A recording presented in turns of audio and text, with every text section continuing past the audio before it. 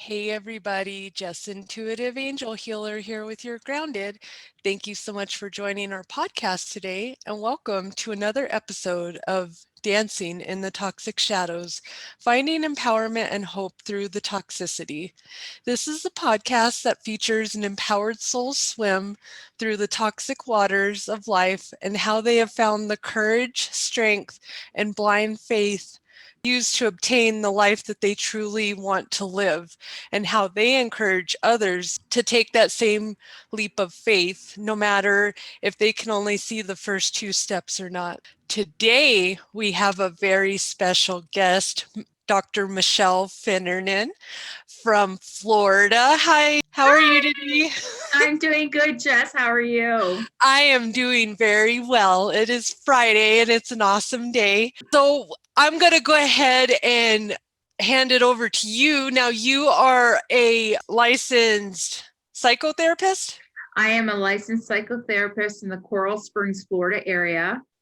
I have my own business called Beck and Associates. I have been in the mental health field for about 20 years. 10 of those years were doing community mental health, and 10 of those years have been in my own private practice. That is awesome. That is why I'm so excited to have you here, because you share a topic that's near and dear to my heart, which is domestic abuse. And you've actually created a book, which is a guide for service professionals. And we had talked a little bit before you came on the show here about how this book is perfect, especially for what's going on in the world right now, because a lot of people don't understand. People aren't always being non-compliant. Sometimes people are having their own mental health crisis in their head, and you're making it worse, but people don't see that because you can't see what's going on in someone's mind. But it Right. is very good to bring out awareness on this subject. This book came about when I was in about 2005, 2007. I worked for a local jail. And in this local jail, I was a group facilitator for domestic violence, anger management, and conflict resolution inmate incarcerated women in their unit. And so I was working one-on-one and on a group setting with incarcerated women in Florida. And what I was finding out, the more I did group and the more people, individuals, females would share their story, I began to realize that a lot of these women were incarcerated for domestic abuse, for defending themselves in a domestic abuse relationship, and they were actually victims. So I was finding out what was uncovering in front of me is a lot of these women that were incarcerated were actually victims of domestic abuse. So I found the first thing I was just absolutely floored by that, and understanding that something is wrong here, like something is flawed in the systematic structure of how things are working. And so I was in my Ph.D. program, working really closely on, discovering a topic of what to do for my dissertation, and working closely with my chair and my committee on formulating some of the ideas for the study. The book actually that has been published by Routledge Taylor and Francis Company in the UK is actually an academic book. So it's not really like my personal viewpoint. It's very research driven oriented kind of book. And what I decided to do within the book is really research survivors of domestic abuse who have been out of a domestic abuse relationship for a year or more, but have experienced either physical abuse, emotional abuse, mental abuse, sexual abuse, and trauma. And I interviewed these survivors, 90-minute interviews. And what I began to understand is I wanted to see how the system could improve through a survivor's eyes. Yes. So I really looked at, and when I talked with the survivors, I asked ways in which they utilize either law enforcement or counseling or shelters, clergy, talked a little bit about the judicial system, attorneys, and how not only formal supports help them, but also, or not help them, but also informal supports, their family, their parents, their relatives, their friends, their coworkers, their supervisors, their employers. So I looked at both formal, the professionals, and informal, the family and friends. And I really dissected what worked for a lot of these people, for a lot of these survivors, and what did not work. And some of these things were just, it was almost like when I was collecting the data and I was analyzing the data, a lot of things kind of just popped out that were being said by almost all the survivors. And I found that to be extremely time telling, that they were saying pretty much the same things. Yes. And I am so happy that you came up with a book like this because unfortunately witnessed firsthand how an abuser can get in and manipulate everyone around you. And I don't know if you've ever seen the movie Gothica, but that one really strikes a nerve with me. It's got Halle Berry, and she was married to a doctor who was a psychotherapist in a mental hospital. They ended up getting her locked up and told her she was crazy. And Yeah. it was his plot. And I had something similar like that happen when my world came tumbling down. And I know that those women, I feel so bad for, and you know what, is that those abusers got in their heads so bad that now they're doing time for something that they shouldn't even be time. And that's like a double insult to Right. being abused, but you'll never know that from these women because they'll never talk about it. But I think it's amazing that you took the time to actually, dissect that and go, what is the shared, the commonality here that everyone has? And I think that's amazing that you pulled that out because it's all about training. We would have a lot less problems if people knew what was going on and the abuse a lot of people don't even know they're being abused when it's happening. That's exactly that. You hit a cornerstone as to, seeking help. A lot of people, a lot of victims don't even realize that they're experiencing abuse. So that goes kind of untapped. It's, they don't coin it as abuse. And a lot of these providers, law enforcement, counselors, they ask the question that needs to be stopped asking to these victims and survivors is, why don't you just leave?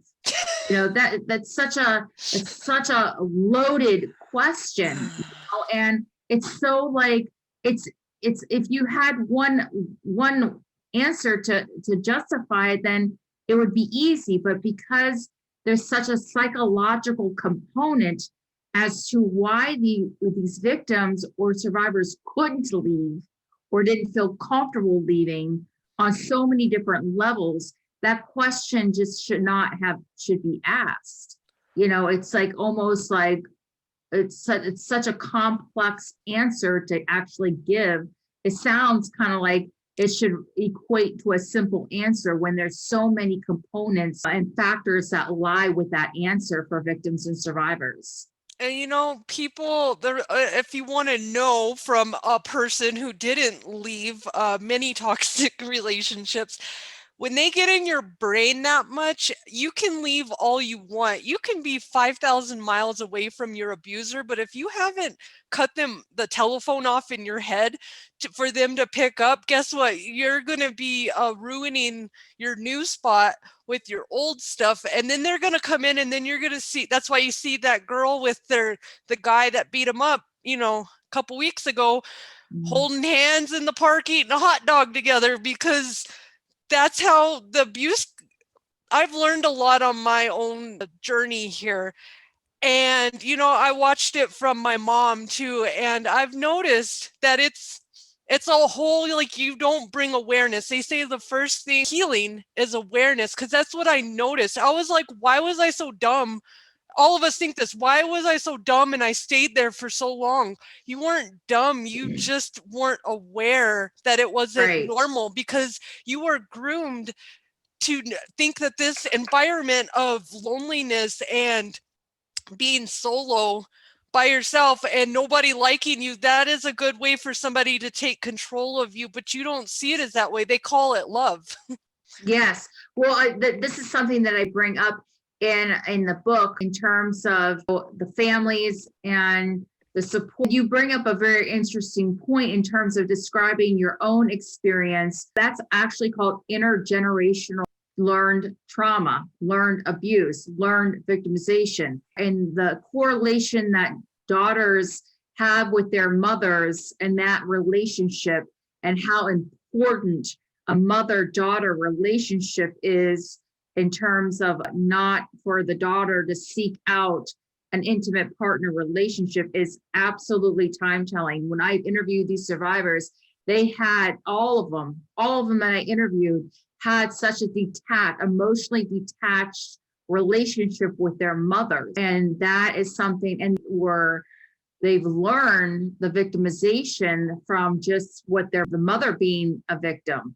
So that's that relationship, that mother-daughter relationship. And mothers can be like physically there, financially there, but if there's not an emotional bonding and attachment, the daughters seek out a distorted kind of traumatic bonding with an intimate partner relationship.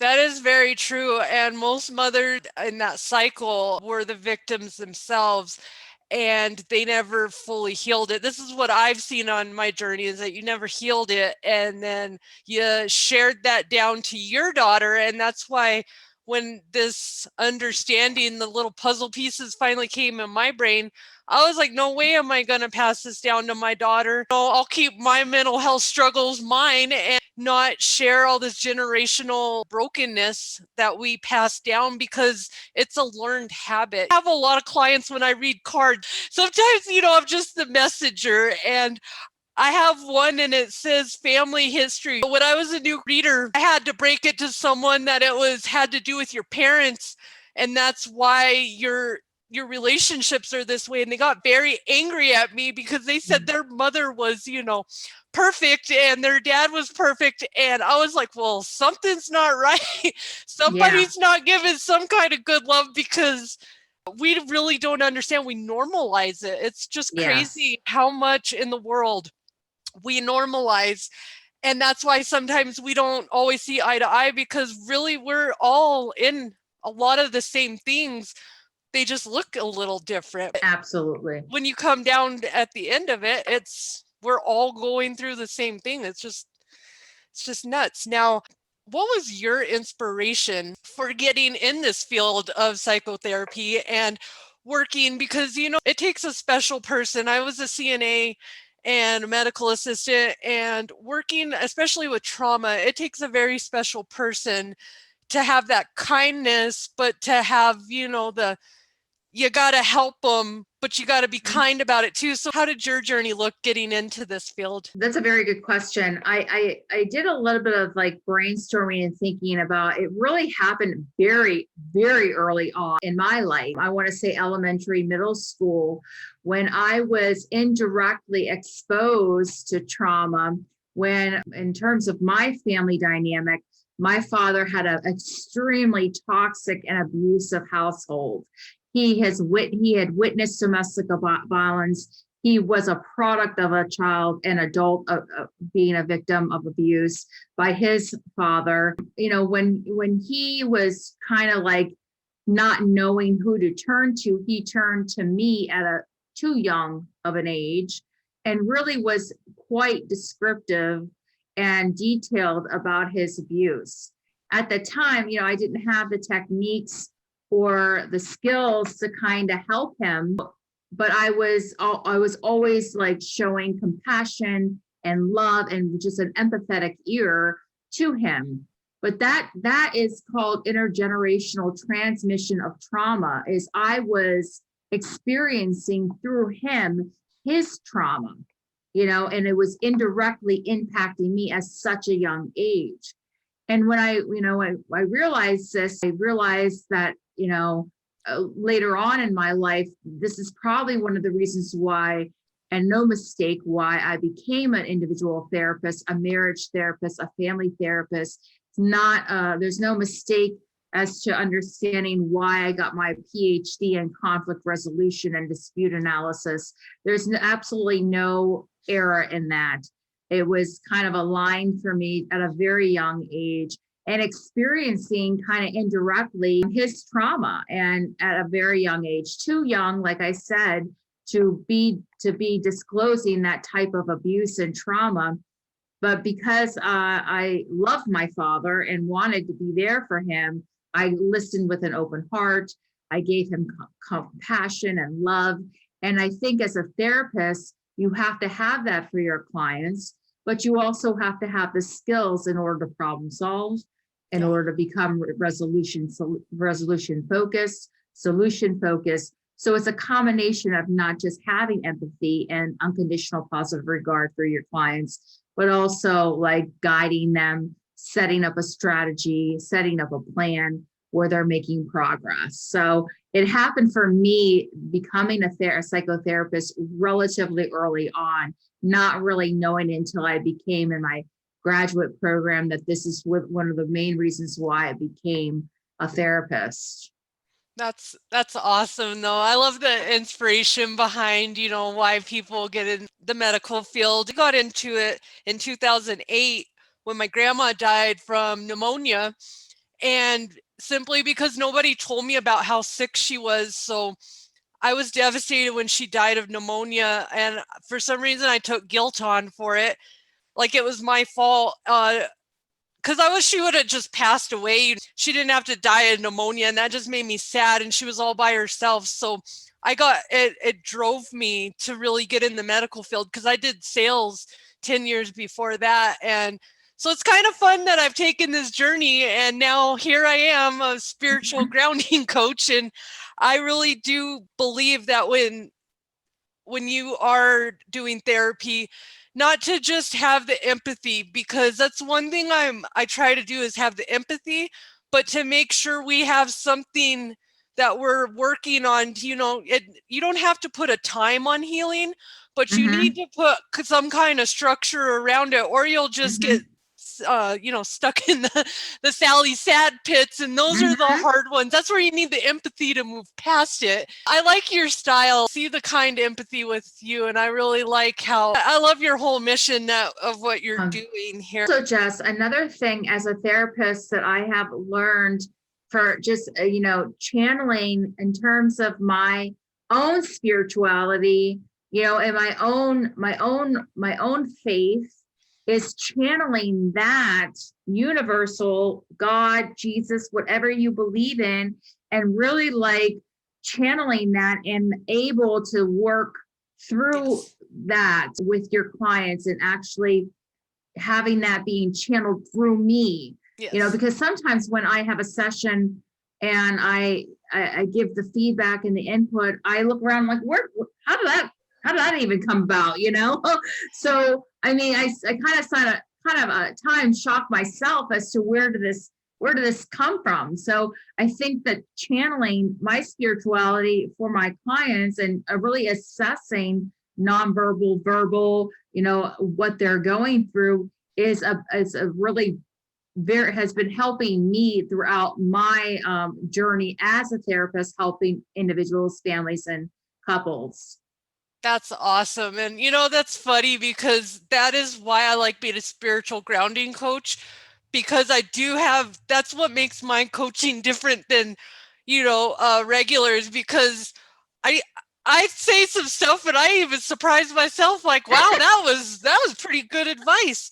How'd you even get that? And it's always spot on, but I love it because we don't have to dance around the subject. There's no, like, everybody knows when they come, they might as well be honest, because Yes. if not, you're only arguing with yourself, because at this point, spirit, when they deliver the message, it's always spot on, because it depends if that person wants to really admit it or not. But either way, I always say I'm the message, and here's your message, but I'm going to help you work through it, because some messages are hard. And going on a Mm. self-care journey, I thought I had it all together in my 30s, when I was with my ex, I was married for 10 years. I thought I was doing awesome. Went to school, got the career, and then my life all fell down because I forgot to heal all those things. So that's why I always urge people to please stand up to your demons. They're not fun. But if Mhm. you do it, you won't have to redo it later on in life because you only have to do Absolutely. it once, which is Absolutely. Because I do find that if you don't address them, it will resurface and manifest in other ways. yes. You're gonna have to eventually deal with it, whether it be in your 20s, 30s, 40s, 70s. It's going to resurface its ugly head. So Yes. take care of it now, work through the process, and working through challenging times and difficult times should not be a method to back down from it. Let's work through these things. Let's Yes. see ourselves on the other side of it. Let's look back and reflect from it and learn and grow. That's how growth happens. That's how emotional, physical, spiritual, development happens. So that's an important piece of that puzzle. Very true. And nothing lasts forever. If you can always remember that, you'll keep on going. Absolutely, absolutely. Now, I am very big on self-care because that's the one thing I lacked for many years. That is an important element to keep you not falling back in toxic patterns because you can heal them. But if you don't have, a structure to go on to, you're going to fall back into those. What do you do for self-care for yourself? How do you promote self-care within your patients? For me, I've just started becoming a little bit more. I'm always kind of tweaking things in my life to promote my self-care. So I've just started with a family member, my brother, who has helped me through trying some different things that I could be doing to kind of improve my own health, my own mental health, and my own spiritual health. So I start off the morning. How it's been working out as of late is I start off the morning relatively early, around 6 or 7. And I either go for an hour walk or I go for a half an hour walk, depending on my time. So I don't listen to anything. I don't take the phone. I time it where I am just one with nature. I am one, the moon is out. So I feel like a universal connection there. And I really just kind of take that walk to kind of clear my head. I clear my head through that walk. It's nothing cardiovascular like my crazy, but I go through with a brisk walk just to get me moving and get me cleared. And then I come back and what I've started doing, which has been super helpful for me, is a 30-minute session of yoga. I have a Yes. yoga mat. I do a 30-minute session of yoga. I have a lot of, I'm very arthritic. I've been diagnosed with sciatica. I actually have an artificial right hip. It's been a little bit of a struggle, to do the yoga, but I am working through the pain. I'm working through the stretches, and it makes me feel the soreness and the pain that I feel from it makes me feel like I'm actually doing something. So that's something that I've been implementing. Another thing that I've been implementing is at night when I'm done with my sessions, I do a 20-minute kind of deep breathing exercises, a guided deep breathing meditation exercise, really focusing on my breath, releasing all the stress, inhaling relaxation, and just having that component in my life has helped me. I've been doing this routine for about a week, and I have to tell you, I feel absolutely amazing. Also, what I've been doing is I also tweak often my diet. So I am, what really like makes me feel super sluggish and really lethargic is the sweets, the sugars, and the carbs. So Yes. I've really been focusing in on hydration. I've really been focused on moderate eating and only like eating my big meal in the afternoon and a very small meal in the evening time between clients. So I'm always tweaking. I'm always trying to figure out what I can do personally to make me feel better, to be an effective, person to other people in life. how I promote self-care is I encourage people because of the pandemic and everything that has been going on since March have really lost a sense of their basic needs are not getting met. People are not on sleep schedules, people are not monitoring their eating, people are not moving as much, so I'm really encouraging people to get on a routine, to get in some type of structure. Their sleep hygiene's completely off. So getting some type of structure where you are monitoring your eating, you're really scaling back and really fueling your body with things that are going to bring you energy and not deplete you. I'm really focusing on, shutting off the technology an hour and a half before you go to bed and really like having some just alone time. And this is the hardest thing for clients is sitting alone with themselves. That's also very important, shutting off the technology and getting into a sleep cycle where you're not up 3 o'clock in the morning and up, getting up at 12 o'clock in the afternoon. So that is something that I'm trying to promote. And people have pretty much lost those types of basic things that we normally wouldn't have lost because of things that have transpired this past year. It's just reteaching, re-engaging, promoting the structure, promoting how important your self-care is, especially during this time. Yes. Because this is something, what we're experiencing right now is a pretty big storm. And if we don't take care of self, we'll be engulfed in that storm. So true. And taking care of yourself, I never really realized how much your food and what you watch and what you take in, what you consume in your body every day. If you see somebody walking around really angry and just mad at the world, I wonder what they watch, what they eat, and also can they breathe? Because I've noticed a lot of angry people, including my family members, can't breathe. They have a blockage up here. And I've noticed a lot of people, we forget to take time to breathe. You need to Absolutely. let all that airflow in there. Let it out. And you also need to journal your thoughts. Stop bottling everything in there, because if you can't sit by yourself, I always tell people, if you can't sit by yourself and be okay, then you are never going to be okay with anybody else, because you got to be all right with yourself first. Because people are like, I'll leave you alone. I'm like, please. I love being alone by myself.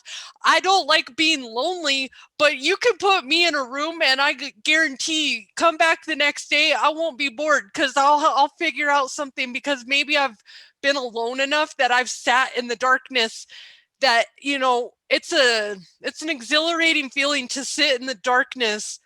And I finally did that in 2017, where I was like, here we are, and we're just gonna, see everything. An interesting tip about your midlife crisis in your 40s that you might find interesting is I was reading a book about shadow work. Now, shadow work is all the collective hurts and pains and just negative emotions and feelings that you've ever experienced in your life that you never stood up to. So you're like, oh, somebody called you fat. And you're like, oh, push that down, So what happens when you don't deal with all these things? That's called your shadow side. And your shadow side comes back in your mid 30s, 40s, like a boomerang. And depending on how much you stuffed in there is how big your midlife crisis is. So I noticed, I never knew that little fun fact was because of our shadow side.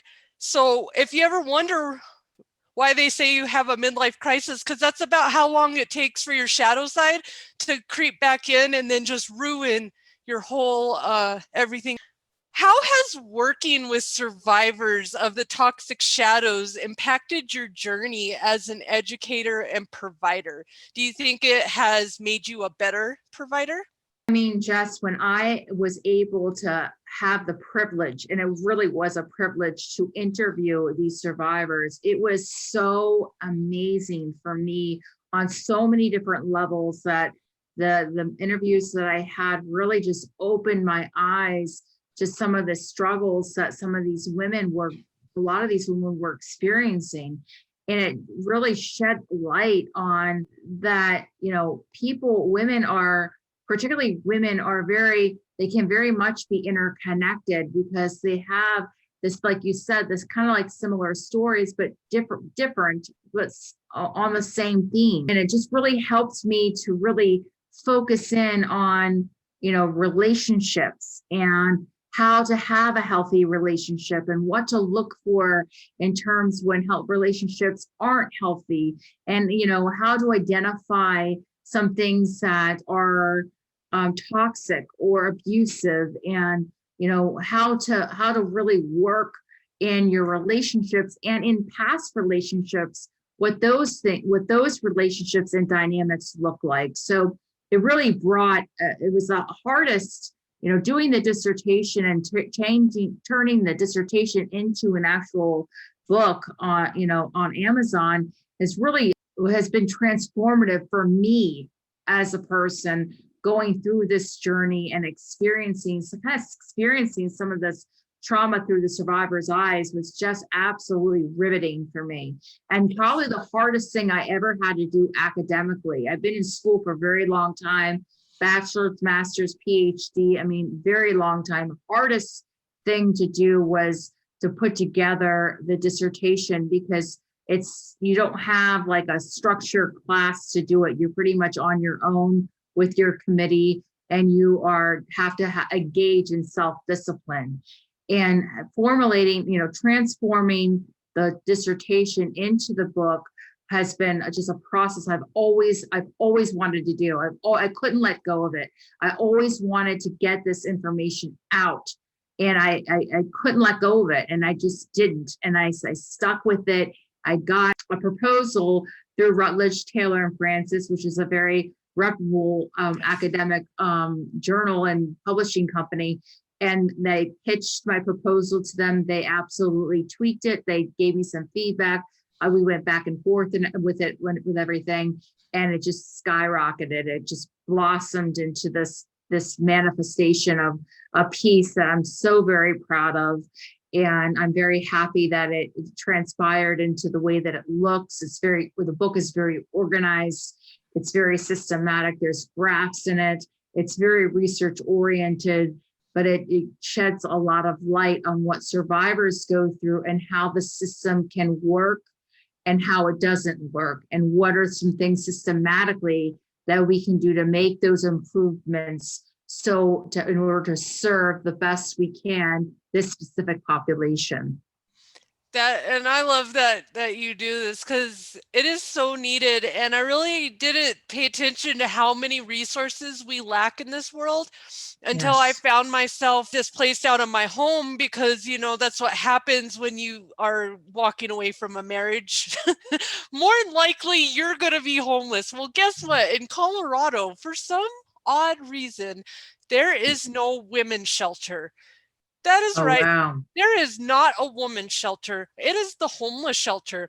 And this girl had to go take herself to the homeless shelter, because I was currently working at a doctor's office and I needed somewhere to sleep and take a shower, because I couldn't have anybody know what was going on. And it really was very humiliating. And I actually had the guard come in, because he was kicking out some homeless lady, and he was a young 20-year-old, and he started flexing on me. He turned around and was like doing the whole, what are you looking at? I was like, first of all, I am not in prison, and you are not like the prison guard. But he started talking to me like I was an inmate and told me to shut up and this and that. He told me all these things, and I was just like, you're lucky. I really want to live. I need somewhere to stay, because that's what they do to get you kicked out, but it's crazy that there's no women's shelter. They have Tessa here. Yeah, but I wow. really am bringing this up because I really am thinking of some way to get this. We need a woman's shelter, okay? Because when you're a woman displaced out of abuse versus someone, both ways are bad, okay? But being homeless versus someone a victim of domestic violence and abuse and all this, it would just blew my mind when they're like, no, ma'am, there is, you would have to go to Denver. And then the women's shelter they have is the living program. They have that, which is Tessa. So you can live there, but you have to also, do a bunch of things. But it blew my mind. There's no women's shelter. They used to have a women's shelter, and somehow it got taken away. So I would just like to bring up this point. So, well, back in the day, Jess, they started off with animal shelters first. Wow. They started having animal shelters. And then, that was first, wow. And I guess it's not that bad. Right. But, and then they realized, as years transgress, we really need to really focus in on women and families and maybe develop like the dog shelter, like a woman's shelter for them to escape their lives and their homes. The resources, right now, since the pandemic, domestic violence is definitely on the rise. Domestic abuse is actually, at the forefront here, along with substance abuse and suicide. And the resources are busting at the seams. There's not enough. There's not enough of resources. There's not enough placement. There's not enough good providers. Law enforcement aren't really educated to deal with this type of population. They're not criminals. And a lot of times law enforcement treats a call, regardless of what call, and domestic violence calls are the most dangerous for police officers to go to, but they treat a lot of the times the victims in these calls as criminals. And a lot of training, empathy training, sensitivity training really needs to happen for law enforcement to serve appropriately this population, because they're not criminals and they're getting re-victimized. What you experienced with being in that shelter and having that guard flex that's a re-traumatization of what you've been through. You just treated me like a regular homeless person. That's what I'm saying. Like, it's just crazy. Like, I'm not a piece of scum. I'm actually going to your doctor's office. Hey, I might even see you as a patient next week. You know what I mean? Yes. It's just crazy. You should really learn how to treat people. And I really have a big problem when you're in a professional position and you, that's almost like I've got the power.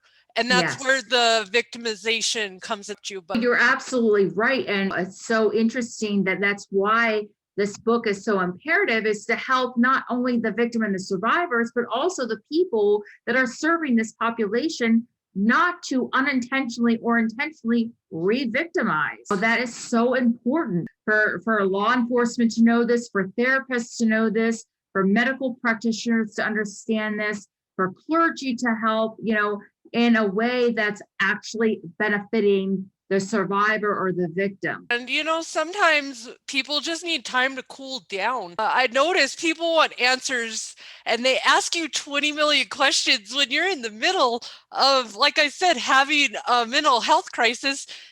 I understand why people are yelling at you and you're not getting the answers you want, because people can't be patient. There was a poll a long time ago. I did this video about time, and I read this article about time, and it was going through all these victims of abuse and domestic abuse and stuff. And they wanted to know what the commonality was between all of them, and it was time. It was, they never felt like they had enough time. And they always, if you pushed them and told them to hurry up, they got stuck. Mm-hmm.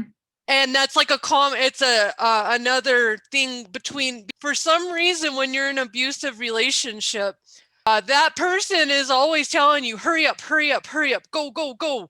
And you're just like, what are we on? A track team? Where we gotta go? That's so important. It's hurry up, hurry up. And so I've noticed that as part of my trauma. I have to do everything methodically. I have to get my keys. I have to go almost, in a circle and get all my stuff to leave. Now, if you get in the middle of that and tell me hurry up, you're going to get 5 blocks down the street and have to come back and get my phone or get my something because it's weird. It's something but people wouldn't know that unless you were, people just need to learn that everybody's going through something, Mm-hmm. and we need to be a little kinder.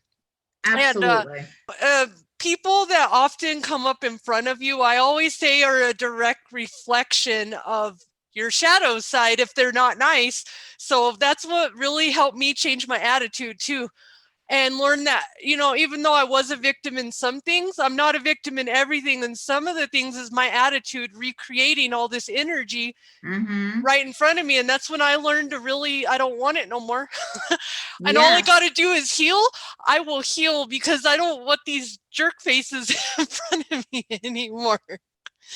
So, What it is, Jess, is really for a lot of these women is, you don't, just because you have been victims doesn't mean you have to have that victim mentality. You yes, take back your power, you take that restorative power. Everyone has it in them. Every woman or man has it in them. Some people just it goes left untapped. So it's exactly. tapping into that empowerment that you have within yourself, and really realizing that you don't have to be in your own way in terms of a mentality. You can break through, you can go through adverse times and really grow from it on the other side of it. So Very it's true. it's really reeling in your own power that you have innately in yourself, tapping into, recognizing, and then transforming it for yourself, so you don't have the victim takeaway mentality. Yes. And I love it, because, that was the one point, that's where my healing started, is when I finally got my brain around that whole statement that you said. I finally took back my power from all these people and learned how to start standing up for myself. So That's awesome. I'm That's so happy. awesome. Thank you. I'm so happy that we have women like ourselves out there. And that's what I push every day to do something with my, I created this Toxic Shadows podcast because I want people to know that you are not your trauma. I tell people that all the time. I Absolutely. don't care what happened to you in the past. You are not your trauma, and you don't have to feel bad, because you know what? You had to go through that to learn. But once you learn, that's the kicker, is you'll never have to go through it again. So if once I learned that, I was like, cool, as long as I don't have Yeah, to go through it 50 times, because I'm tired of going through it. But if I have to exactly. stand up and learn, it's like a test. And if I win it, then I don't ever have to take that test again. I will do it. So That's awesome. That's awesome. Your platform is so important for just to get out the education and the yes, awareness, and to know that, hey, you're not alone in the struggle. You're not yes, alone here. And people go through struggles, and that's where you learn the most about yourself, is when you're going through the struggle. And to exactly. know that this platform that you have with working in the toxic shadows of the relationship with, and the toxicity in these relationships, letting women know, number one, you're not alone in the struggle. That's Yes. huge. That's a huge takeaway for a lot of these women. Yes, and that is totally why I came on here. And I also bring guests of all different kinds of origins, genres, because I want you to know it's not just because you're in poverty. It's not. There's very many rich, successful women that have been living in the shadows of abuse. You are seeing them pop up on the news all the Mm-hmm. time because they've been trained. I watched something about the yoga. There's on Netflix. There's a Bikram yoga, and Mm-hmm. in the 90s, when that was the only option, because he came from India. Actually, he stole some other guru's stuff, came here, impersonated that guru stuff as his, and got all these women. Now, the Bikram Yoga Studios, he basically had over 100 women in this. They had to work out together and learn how to be instructors. So you had to do everything, because if you didn't have his backing, guess what? You couldn't have a yoga studio, because that's how there's like only one kind of yoga back then. It was the Mm-hmm. hot yoga. And he was doing all these horrible things to all these women, and like having movie night and having them come rub his feet and just all this terrible, like it was even worse than that, but that's just one instance. And all these women were on there and they sucked it up, because in California they wanted their yoga studio. and they had to go through all this traumatization and abuse. And some of them, most of them actually got their yoga studio, but it didn't come out till now. And I'm so thankful that they're finally taking back their power and speaking up. But the whole point of my story is to let people know it's not because of an environment, because of money. People think, some people still have the thinking, oh, this only happens to, poor people. No, it Right. happens to all of us. And you know what? Yeah. Don't feel ashamed. You're no more worse of a person. We don't have to feel different. And I know people with money feel even more ashamed of this because that kind of stuff is definitely not talked about. But that's why I brought this out here, is to let everybody know abuse is abuse, verbal, mental, sexual, and we don't have to put up with it anymore. And if you're putting up with it, I'm here to give you permission to say you don't have to put up with it anymore. Where can our guest go ahead and reach out to you if they would like to connect with you or get you on an interview for their show? I am on Facebook, I'm on Instagram, and I have my own website. How you can find me on Instagram is my company is Beck and Associates. And there is actually a place on the website that you can reach out to me, that you can connect with me, that you can set up an appointment that you want to talk to me about being on a podcast or on an interview of some sort. So there's a platform in terms of my website, Beck and Associates, V as in Victor, ECC and Associates. And then on Facebook, it's again, Dr. Finneran. Awesome. And we're going to have all the links to your stuff at the bottom as well. And the link to her book, first edition, Surviving Domestic Abuse, Formal and Informal Supports and Services, which is available now on Amazon. The link is also at the bottom. What are some final thoughts you would like to share with our audience as we end this amazing interview? Well, I just want to, the first thing that I want to do is just thank you, Jess, for having me on this You're so interview. welcome. I think this is it's been such an amazing experience. I was so looking forward to connecting with you and just connecting on this platform and connecting with your audience and to audiences in general. I just feel like it's okay to go through a struggle. Have permission to feel it. Don't repress it. Don't shove it down. Don't stuff it. It's okay. You're going to be okay. It's okay to be in a struggle, though. Give yourself permission and allowance to feel when you are in a struggle, and try not to mask it or have debilitating coping strategies where you are numbing yourself. Really just sitting with yourself and being okay in those moments in the here and now is really my biggest takeaway in terms of your own mental health. And the platform that you have, really, and how you present your speakers, Jess, is you're taking away the stigma that's attached to abusive relationships. You're taking away the attachment of stigma to mental health. And that's such a strong message and purpose for your platform and for people of your audience to understand that there is no shame. There is no stigma. We have to be comfortable. And sometimes we have to be comfortable with the uncomfortable, but letting go of some of this stigma and actually giving yourself permission to feel and ask for help is kind of like what the purpose I feel of your platform, and how you allow that for your audience. I think it's imperative. Thank you. That's exactly why I did it, because I'm 39, and when I first told my parents that I was depressed at age 12, I got told that I was making it up because they didn't want to. It's not that my parents didn't love me, it's they didn't want to deal with it. They didn't understand how to deal with it, and they came from the generation of, we'll just ignore it.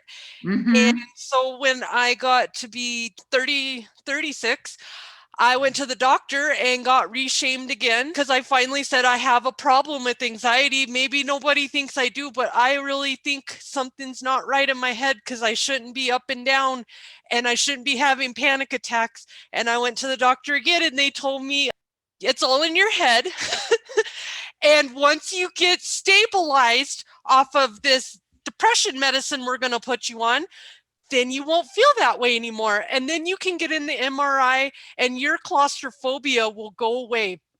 Because they refuse to give me any kind of sedative to get in the MRI machine because I have a pituitary tumor, which I've had since I was 16, and I'm deathly afraid I've got claustrophobia. And my doctor literally told me I didn't have it, that I was making it up in my head. And this is a medical doctor. And so that kind of went back to, well, I'm 12 again, and now here Yeah, I am being told I don't have a problem. So that was my whole motivation, is not to blame anyone, because I never like to blame it. It's truly my doing, if I'm going to take care of myself. But if you don't have that strength in you, it happens all the time that people go in and they're trying to reach out for help and they're like, yeah, whatever, you just want attention. And then you right. hear something bad happens to them. And I've lost people to suicide. And I want you guys to know that you're never alone. And if you feel something's wrong with you, if the first person doesn't listen, go find someone like Michele to listen. Go find someone like myself, because there's always someone out there for everyone to listen. Absolutely. Absolutely. So You do first off, reaching out for help is such a big step. It's such an yeah. important step, and the person who's a recipient of that product of reaching out, if they don't provide the services that are effective, the person who's seeking out help the likelihood of them seeking out help again is going to Uh-huh. be slimmer. It's Yeah. slim.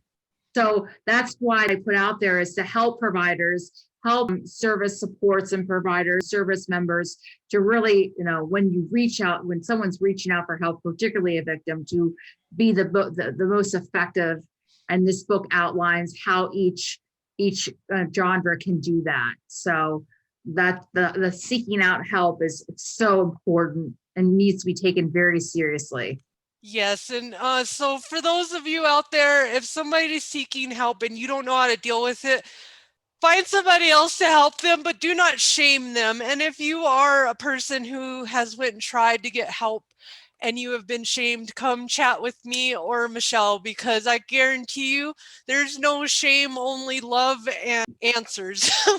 We figure out Absolutely. over here in my session. So Yes, yes. thank you again, Dr. Michele Finneran, for being here today. I really appreciate your insight and your knowledge. Thank you so much for having me, Jess. It's awesome to connect with you and your audience on this platform. So thank you for having me. I appreciate it. Awesome. Well, thank you so much. Well, there you have it, beautiful souls. Another powerful guest that has taught you how to survive the swim in the toxic waters and break up with your toxic dance partner fear. If you need help trying to find a new dance partner, please reach out to myself or Dr. Michele Finneran, our guest on our show today, and let us show you how a single 4-letter word can change your whole mindset. And that 4-letter word is love. With love, all things are possible. Thank you so much for tuning in to another episode of Dancing in the Toxic Shadows.